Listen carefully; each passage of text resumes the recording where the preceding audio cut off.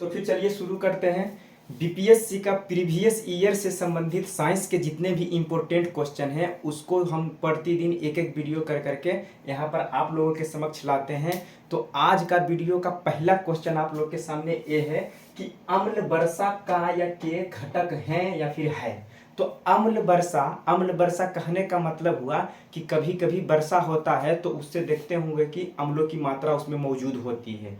तो उस वर्षा का जो है कि क्या ऐसा कारण है जो कि पानी के जगह अम्ल बरसने लगता है। तो सबसे पहले देखिए कि अम्ल वर्षा क्या होता है। अम्ल वर्षा का पीएच मान अगर पूछा जाए, अम्ल वर्षा का पीएच मान ये होता है 5.6। ठीक है, अम्ल वर्षा का पीएच मान 5.6 होता है। पीएच करने का मतलब हुआ कि पावर ऑफ हाइड्रोजन या पोटेंशियल ऑफ हाइड्रोजन का वैल्यू जो है 5.6 होता है।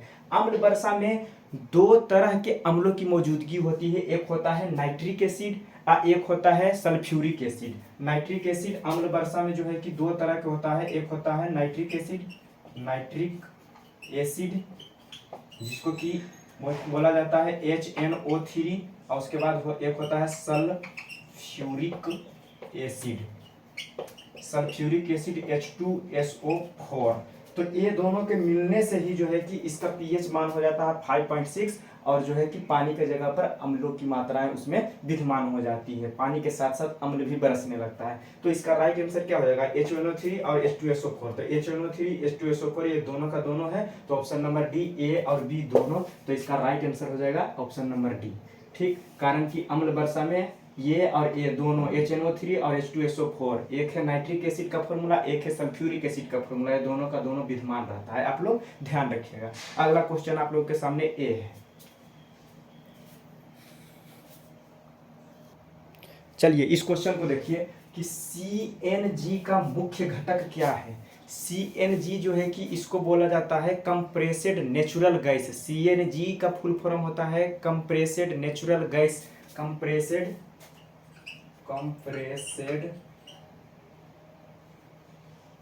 नेचुरल गैस CNG में जो है कि 78 से लेकर के 98% की मात्रा जो होता है वो मीथेन का होता है। एक चीज ध्यान रखिएगा, मीथेन का फॉर्मूला होता है CH4। ठीक, CNG कंप्रेस्ड नेचुरल गैस में जो है 78 से लेकर 98% मीथेन की मात्राएं होती है। तो इसमें पूछा गया कि CNG का मुख्य घटक क्या है। तो इसमें क्या बताया है, सबसे ज्यादा जो है कि CH4 की मात्रा होती है जिसे मीथेन बोला जाता है। तो CH4 कहाँ है, ऑप्शन नंबर डी। तो इसका राइट आंसर हो जाएगा ऑप्शन नंबर डी। CNG में जो है कि CH4 की मात्रा सर्वाधिक होती है। अब नेक्स्ट क्वेश्चन आप लोग के सामने ए रहा। चलिए इस क्वेश्चन को देखिए कि भारी जल का रासायनिक सूत्र क्या होता है। भारी जल का रासायनिक सूत्र आप लोग से पूछा गया है। आप लोग जो घर में पानी पीते हैं वो वाला जल नहीं, वो वाला जो होता है नेचुरल गैस होता है, सादा जल होता है। एक होता है भारी जल, तो भारी जल को ही ड्यूटेरियम ऑक्साइड के नाम से जाना जाता है। भारी जल जो है ना उसको ड्यूटेरियम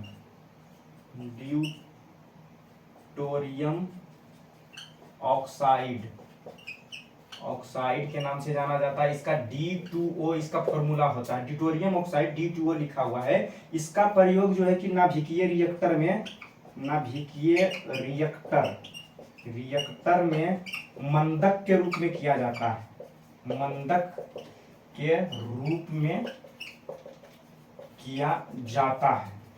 ठीक, आप लोग ध्यान रखिएगा, ये क्वेश्चन पूछता है कि ड्यूटेरियम ऑक्साइड का प्रयोग जो है कि नाभिकीय रिएक्टर में किस रूप में किया जाता है। तो ड्यूटेरियम ऑक्साइड का जो है कि प्रयोग नाभिकीय रिएक्टर में मंदक के रूप में किया जाता है। ये जो है कि मंदक के रूप में क्या किया जाता है, सबसे पहले देखिए कि नाभिकीय रिएक्टर होता क्या है। नियंत्रित श्रृंखला अभिक्रिया जिसमें विस्फोट होती है ना, नियंत्रण जिस पर कि कंट्रोल रहता है, उसी को नाभिकीय रिएक्टर कहा जाता है। नाभिकीय रिएक्टर के माध्यम से बिजली की उत्पत्ति की जाती है वहाँ, क्योंकि ऊष्मा की मात्रा सर्वाधिक होती है। न्यूट्रॉन का जो कि गति, उसमें जो है कि न्यूट्रॉनों की गति को जो है कि कम करने के लिए यही D2O को मंदक के रूप में किया जाता है प्रयोग। ठीक है, न्यूट्रॉन की गति को धीमा करने के लिए, न्यूट्रॉन की गति को धीमा करने के लिए जो है ड्यूटेरियम ऑक्साइड का प्रयोग किया जाता है। तो इसमें पूछा गया था कि भारी जल का रासायनिक सूत्र, वही वाला ड्यूटेरियम ऑक्साइड का रासायनिक सूत्र तो D2O होता है। Option number C is the right answer. और ड्यूटेरियम ऑक्साइड का प्रयोग कहाँ कहाँ किया जाता है आप लोग ध्यान रखिएगा, एक नाभिकीय रिएक्टर में मंदक के रूप में। और मंदक के रूप में ये किस तरह से प्रयोग होता है, न्यूट्रॉनों की गति को धीमा करने के लिए ही इसको नाभिकीय रिएक्टर में प्रयोग में लाया जाता है। अब आप लोग के सामने चौथा नंबर क्वेश्चन ए रहा बोर्ड पर। चलिए जरा इस क्वेश्चन को देखिए कि पानी के टंकी में फंगी को नष्ट करने के लिए इस्तेमाल किए जाने वाले रसायन का क्या नाम है। तो सबसे पहला बात ये ध्यान दीजिए कि आप लोगों के घरों में जो छत पर टंकी रखा रहता है, बहुत दिन तक अगर उसको वैसे के वैसे ही छोड़ देते हैं जैसे कि है, तो उसमें जो है कि फंगस यानी कि फंजाई लग जाएगा और आपका जल जो है कि अशुद्ध हो जाएगा और उसको पीने के बाद जो है कि आप बीमार पड़ सकते हैं। तो उससे बचने के लिए कभी कभी देखते हैं कि पानी के टंकी में कुछ आप जो है कि रासायनिक पदार्थ डालते हैं।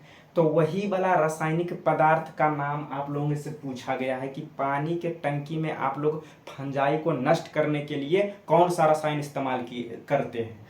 तो पानी के टंकी में फंगस को बचाने के लिए जो है हम लोग इसमें जो है कि ऑप्शन दिया हुआ नाइट्रिक एसिड का प्रयोग करते हैं, या जिंक सल्फेट का, या मैग्नीशियम सल्फेट का, या कॉपर सल्फेट का। तो हम जो है कि कॉपर सल्फेट का प्रयोग करते हैं। Option number D is the right answer. Copper sulphate का फॉर्मूला होता है CuSO4। इसको जो है कि नीला थोथा या फिर जो है कि तूतिया के नाम से जाना जाता है। इसको नीला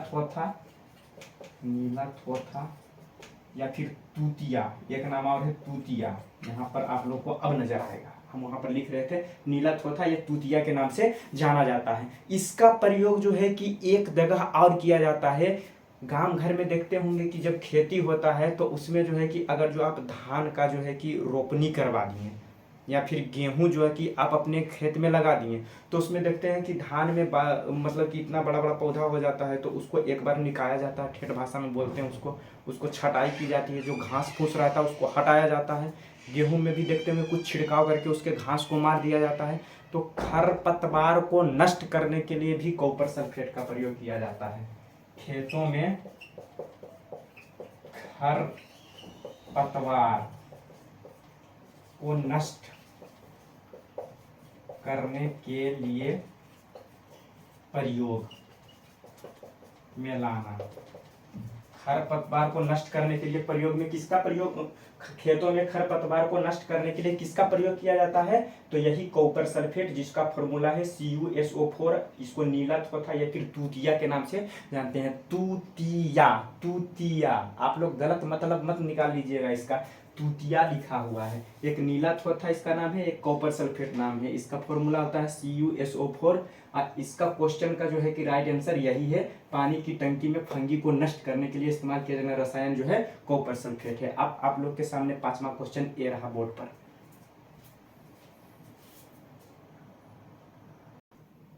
तो फिर देखिए इस क्वेश्चन को, निम्नलिखित में से कौन जो है कि क्लोरोफिल का घटक नहीं है। इसमें से बताना है कि ये चार ऑप्शन आप लोग के सामने है, कैल्शियम, कार्बन, मैग्नीशियम और हाइड्रोजन।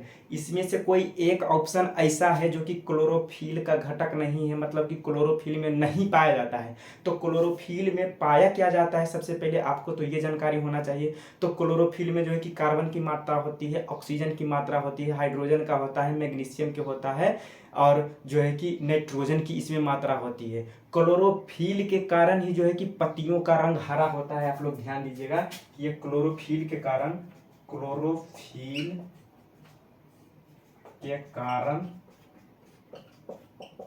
पत्तियों का रंग हरा होता है। ठीक, तो हम क्या बताएं कि कार्बन, ऑक्सीजन, मैग्नीशियम, नाइट्रोजन ये सब जो है कि इसमें पाया जाता है। Carbon, magnesium, nitrogen, oxygen, hydrogen, ये सब जो है कि तत्व इसमें मौजूद होते हैं। एक और होता है नाइट्रोजन। इतना आप लोग ध्यान रखिएगा। कार्बन, मैग्नीशियम, नाइट्रोजन, और नाइट्रोजन तो लिखा हुआ है, ये हाइड्रोजन लिखा हुआ है, H लिखा हुआ है। ठीक, हाइड्रोजन, ऑक्सीजन, एक बार हाइड्रोजन और लिखा गया तो हाइड्रोजन को मिटा देते हैं, एक नाइट्रोजन होता है। तो इसमें कौन सा तत्व नहीं है, कार्बन तो होता ही होता है, मैग्नीशियम भी होता है, हाइड्रोजन भी होता है। कैल्शियम का नाम हम लिखे हैं, नहीं लिखे हैं, क्योंकि क्लोरोफिल में कैल्शियम की कोई भी मात्राएं मौजूद नहीं होती है। तो इसमें पूछा भी गया था वही कि जो नहीं है हमको चुनना था। तो कौन नहीं होगा, तो कैल्शियम नहीं होगा। आपका राइट आंसर हो गया ऑप्शन नंबर ए। एक चीज ध्यान रखिएगा, इसमें सबसे ज्यादा इंपॉर्टेंट अगर कोई क्वेश्चन है ना, तो वो क्वेश्चन ये वाला है कि क्लोरोफिल के कारण पत्तियों का रंग हरा होता है। ये ध्यान रखिएगा कि क्लोरोफिल के कारण ही पत्ती जो हरा भरा आप देख लेते हैं ना, कहीं जाते होंगे जंगल झाड़ में तो हरा ही हरा नजर आ रहा, हरियाली। तो हरियाली क्लोरोफिल की उपस्थिति के कारण ही होती है। अब क्लोरोफिल की उपस्थिति, आप इस बात से अनुमान लगाइए कि जहाँ पर जो है कि ऑक्सीजन की मात्रा है या फिर हवा का मात्रा का अगर जो पास नहीं है, वहाँ पर जो है कि हरा नहीं होगा। आप ध्यान दीजिएगा कि घर में अगर जो कोई जो है कि इतना बड़ा आप सामान रख देते हैं, या फिर आप गांव से बिलोंग करते होंगे तो देखते होंगे कि धान का जो पुआल रहता है उसको बहुत दिन तक एक जगह रख दीजिएगा तो घास फूस जो है कि नीचे तो पैदा होते हैं, और उसको जब पुआल को पूरा का पूरा हटाइएगा ना, तो वहाँ पर घास का रंग जो है कि उजला रहेगा, उस हरा नहीं रहेगा। क्यों?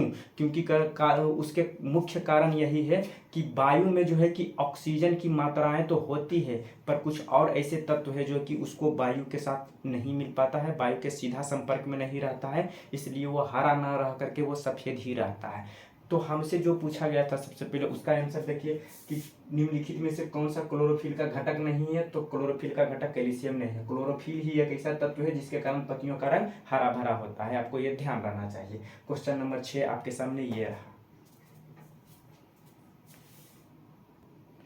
चलिए इस क्वेश्चन को देखिए कि प्रकाश संश्लेषण के दौरान हरे पौधे अवशोषित करते हैं। प्रकाश संश्लेषण की प्रक्रिया किसमें होती है? हरे पेड़ पौधों में होती है, वो भी सनलाइट की उपस्थिति में होती है। तो जब प्रकाश संश्लेषण पेड़ पौधे करते हैं तो वो जो है कि क्या क्या चीज अवशोषित करते हैं, वही वाला चीज को आपको बताना है। तो सबसे पहले देखिए कि प्रकाश संश्लेषण क्या है। प्रकाश संश्लेषण, संश्लेषण, ठीक, उसका हम फॉर्मूला रखते हैं 6CO2 plus 12, 6CO2 plus 12 H2O। ये जो है कि अभिक्रिया करेगा सनलाइट की उपस्थिति में, तो यहाँ पर ग्लूकोज बनाएगा C6H12O6 प्लस ये जल बनाएगा 6H2O प्लस जो है कि ये ऑक्सीजन गैस यहाँ पर ऑक्सीजन गैस ये छोड़ेगा। इतना आप लोग जो है कि ध्यान रखिए, ठीक। ये जो कि प्रकाश संश्लेषण की आपके सामने जो है कि रिएक्शन हम लिखें कि 6CO2 प्लस 12 H2O, ये सनलाइट की उपस्थिति में अगर जो ये दोनों अणु जो है कि रिएक्शन करते हैं तो यहाँ पर ग्लूकोज का निर्माण होता है, जल का निर्माण होता है, ऑक्सीजन का निर्माण होता है। ये जो है कि कार्बन डाइऑक्साइड है, ये कार्बन डाइऑक्साइड शॉर्ट में लिख देते हैं, ये जो है कि जल है, और उसके बाद ये जो है कि ग्लूकोज है,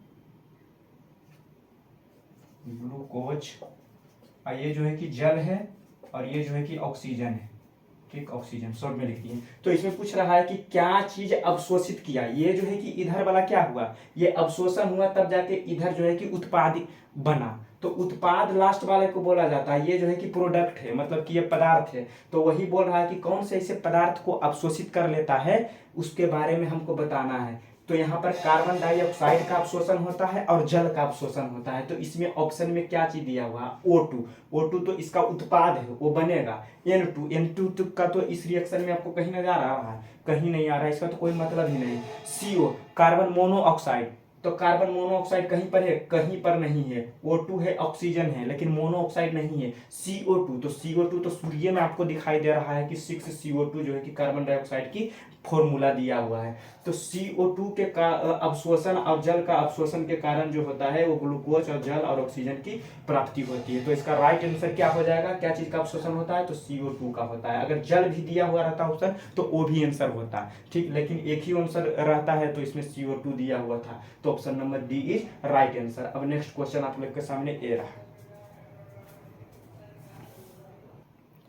चलिए इस क्वेश्चन को ध्यान से देखिए कि एक एंजाइम का नाम दिया हुआ है, उस एंजाइम का नाम है लाइपेज। तो लाइपेज जो है कि किसके द्वारा हमारे शरीर में स्रावित किया जाता है। लाइपेज एक प्रकार का एंजाइम है। हमारे शरीर में बहुत सारी ग्रंथियां हैं, इन सारे ये सब जो है ग्रंथि का नाम है गुर्दा, जिसको कि इंग्लिश में किडनी बोला जाता है। किडनी है, ठीक। एक अग्नाशय, ये भी ग्रंथि है। यकृत, ये भी ग्रंथि है। हृदय, ये भी एक प्रकार का ग्रंथि है। इसके द्वारा कुछ रसों को छोड़ा जाता है। जैसे कि हमारे शरीर में जो है कि लार एक जो है कि टाइलिन नामक ग्रंथि से निकलती है, उसी तरह से ये सब ग्रंथि जो है कि कुछ रस को छोड़ते हैं, और उसी रस या फिर एंजाइम कह लीजिए, उसका नाम है लाइपेज। तो वो जो है कि लाइपेज किसके द्वारा छोड़ा जाता है आपको बताना है। तो गुर्दा दिया हुआ पहला ऑप्शन। तो गुर्दा का जो है कि शरीर में मुख्य कार्य है, मतलब किडनी का हमारे शरीर में मुख्य कार्य है रक्त का शुद्धिकरण करना। ये जो है कि रक्त का शुद्धिकरण मतलब कि फिल्ट्रेशन करता है, शुद्धिकरण। रक्त को साफ करने वाला कौन काम करता है? किडनी। गुर्दा इसको हिंदी में बोला जाता है। अग्नाशय, अग्नाशय जो है कि हमारी शरीर की दूसरी सबसे बड़ी ग्रंथि है।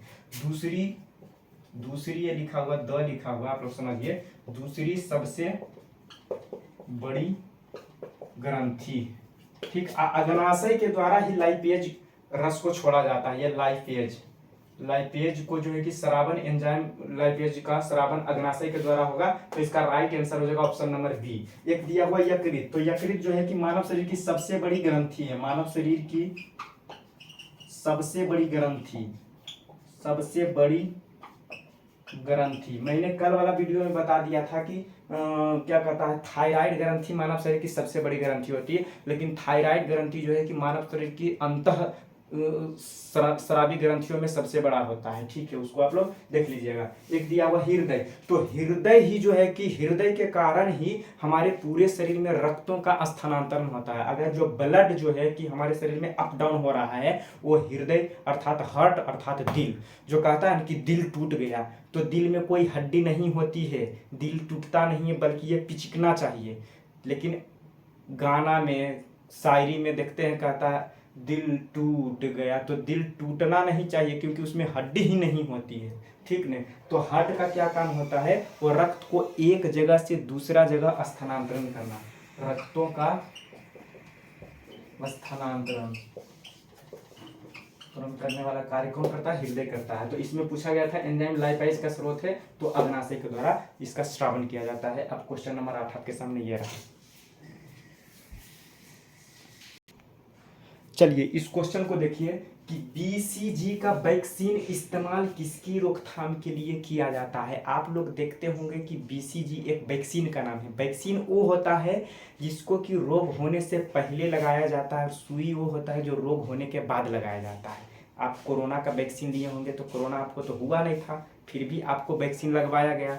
तो वैक्सीन का मुख्य कार्य होता है शरीर में पहले ही डलवा देना, और वो जो है कि एंटीबॉडी बना लेता है कि बाद में जो है कि उस तरह का वायरस फिर अटैक करे, तो वो जो है कि एंटीबॉडी पहले से बनाए हुए रहता है और लड़के उसको भगा देगा। तो वही पूछ रहा है कि बीसीजी का वैक्सीन इस्तेमाल किसकी रोकथाम के लिए किया जाता है। तो बीसीजी होता है, इसका फुल फॉर्म होता है बैसिलस कैमलेट गुएरिन। बैसिलस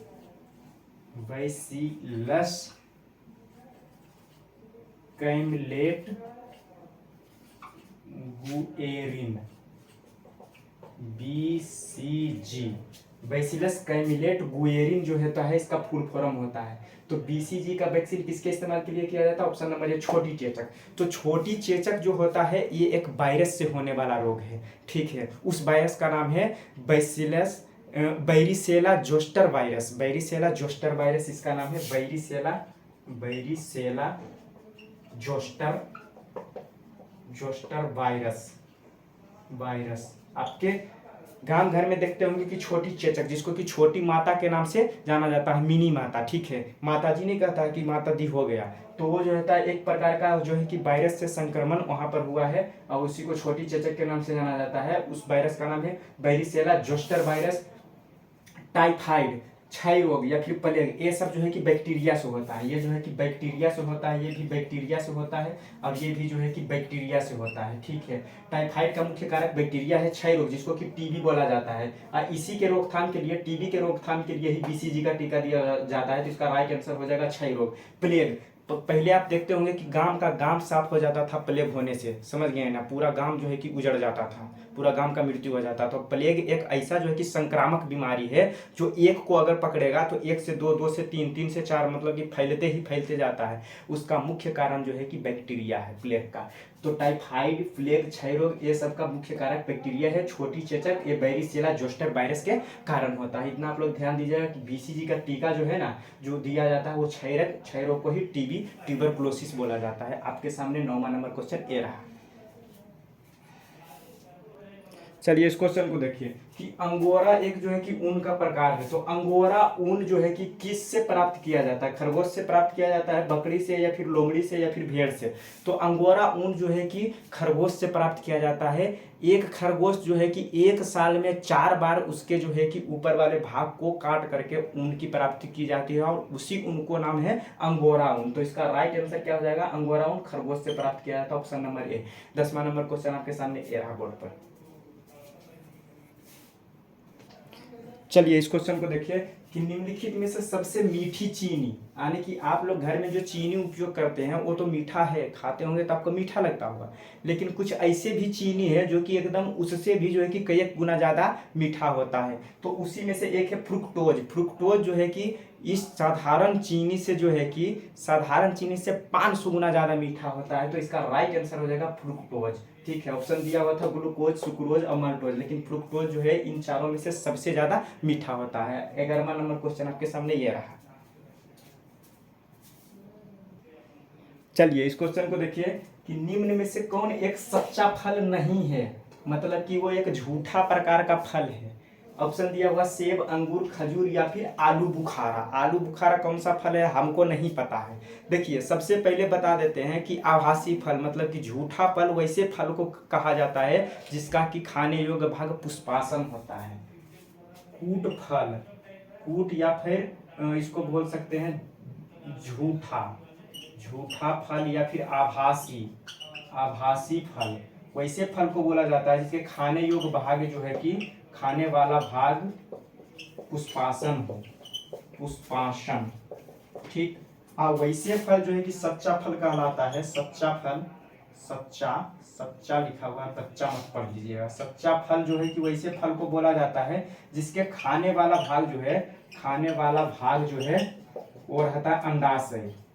अंडाशय, अंडाशय जिसका हम खाते हैं वो जो है कि सच्चा फल की श्रेणी में आता है, और पुष्पाशय जिसका खाते हैं वो एक झूठा फल होता है। तो सेब का जो है कि कौन सा भाग खाने योग्य होता है आप लोग याद किए होंगे, उसका खाने योग्य भाग होता है पुष्पासन। तो पुष्पासन वाला झूठा फल हो जाएगा। वही तो हमको चुनना था कि सच्चा फल नहीं है बल्कि झूठा फल है। तो सेब इसका राइट आंसर हो जाएगा। क्वेश्चन नंबर 12 आपके सामने ये रहा।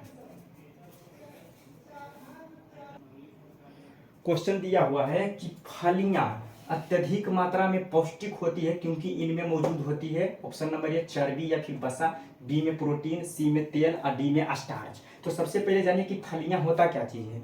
आप लोग देखते होंगे गांव घर में जो है कि क्या कहता है, हरे पौधे जो होते हैं जिससे कि दाल की प्राप्ति होती है।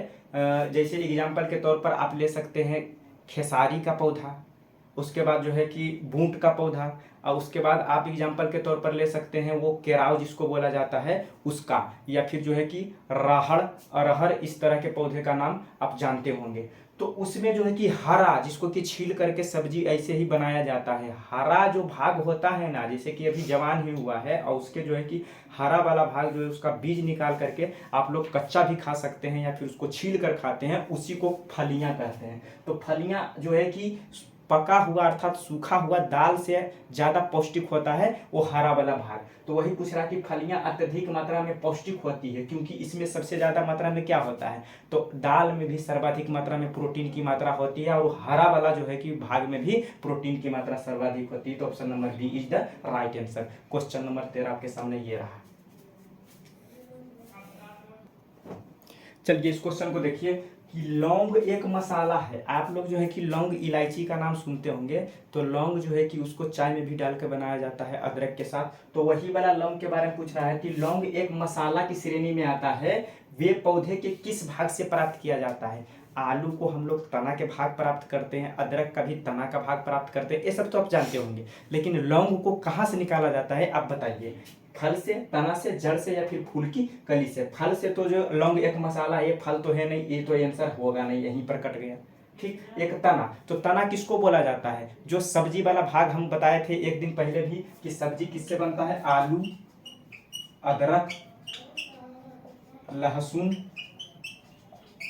प्याज, ये सब जो है कि हल्दी, ये सब सब्जी में डलाता है ना, तो वो जो है कि तना का उदाहरण। सब्जी वाला एक ट्रिक है, ट्रिक हम बता रहे हैं कि ये सब्जी में जो पड़ेगा, सब्जी में वो एक तना की श्रेणी में आएगा। जड़ जो सलाद वाला भाग है, जैसे कि शकरकंद, या फिर कच्चा खा सकते हैं, शकरकंद, चुकंदर,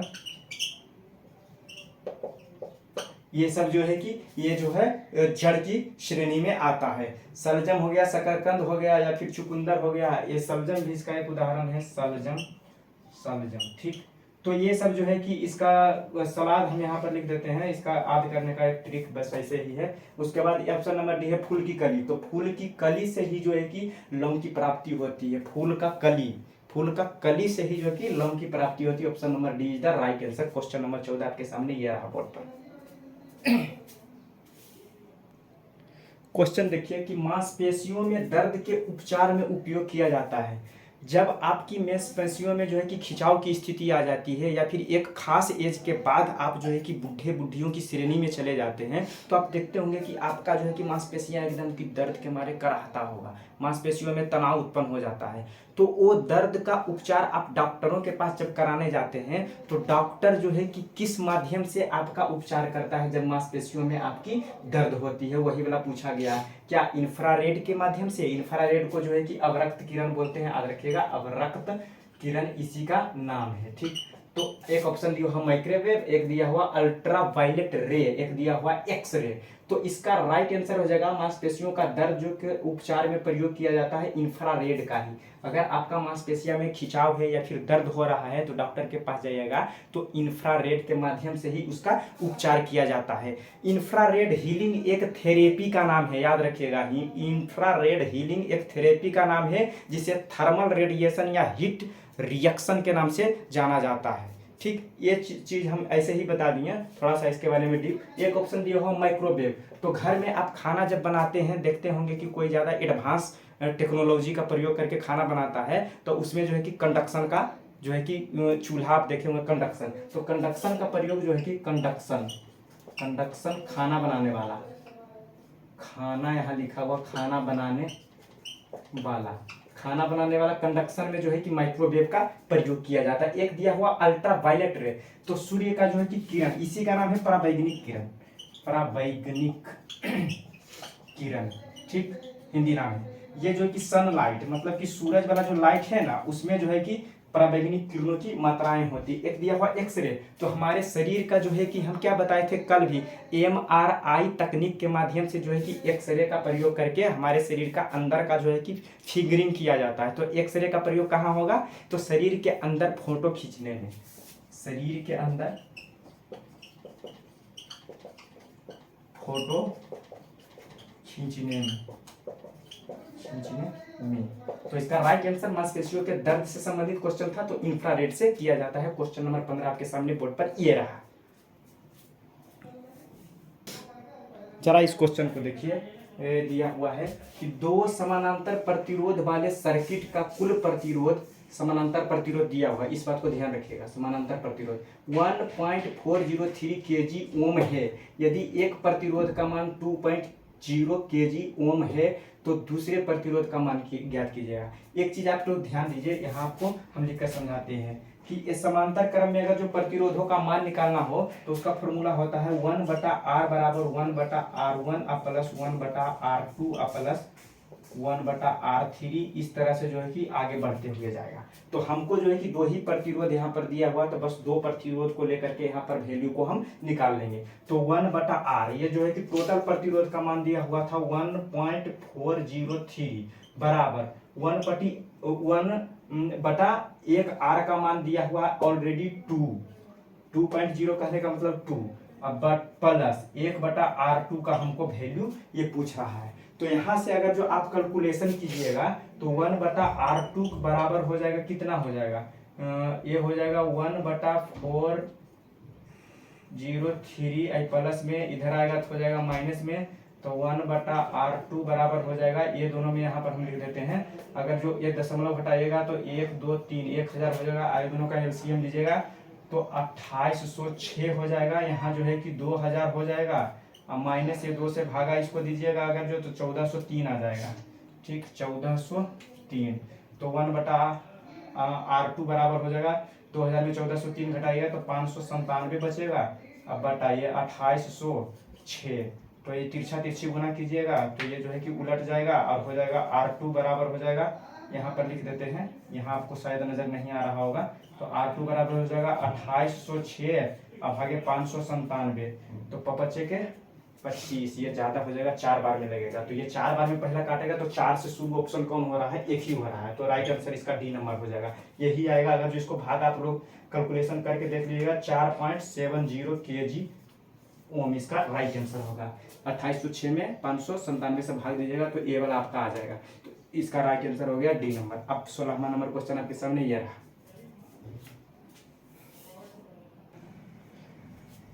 चलिए इस सेशन को जो है कि यहीं पर हम एंडिंग करते हैं। आज 15 क्वेश्चन ही आप लोग को सोल्व कराया जा रहा है, क्योंकि ये जो है कि वीडियो ज़्यादा लंबा हम खींचना नहीं चाहते हैं। हम 20 क्वेश्चन कराते थे, लेकिन स्पीड में चलते हुए भी जो है कि टाइम आज लग गया, ठीक है। तो आप लोग के सामने एक क्वेश्चन बोर्ड पर दे दिए हैं, इसका आंसर हम कल देंगे। अगर आपको इसका आंसर पता है तो कमेंट बॉक्स में जा करके आप आंसर दीजिए। अगर जो पहला बार मेरा वीडियो देख रहे हैं तो अपने दोस्तों के साथ भी साझा कीजिए, और उसके बाद जो है कि वो लाल वाला बटन जो दिख रहा है उसके साथ जा करके ये उंगली से दबा ही दीजिए। तो क्वेश्चन आपके सामने है कि गर्म करने पर एक अर्धचालक का प्रतिरोध क्या होता है। इस क्वेश्चन को जो है कि कल वाले वीडियो में हम फाड़ के नहीं रखती हैं, तो आप बताइएगा।